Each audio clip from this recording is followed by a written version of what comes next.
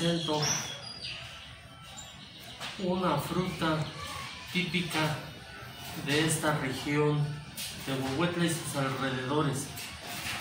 Una fruta que se produce y que aquí nosotros la conocemos como chichala, chachala o como la quieran llamar.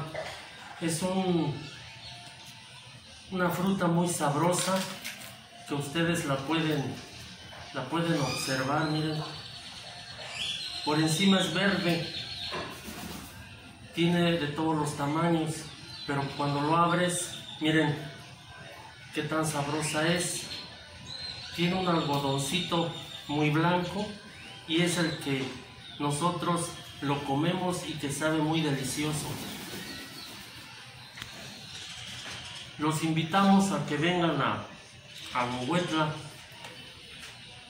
y visiten esta región donde se producen estas sabrosas chichalas,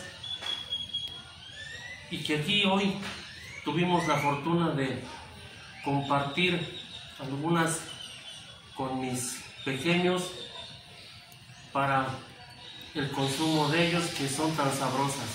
Les agradezco, muchas gracias.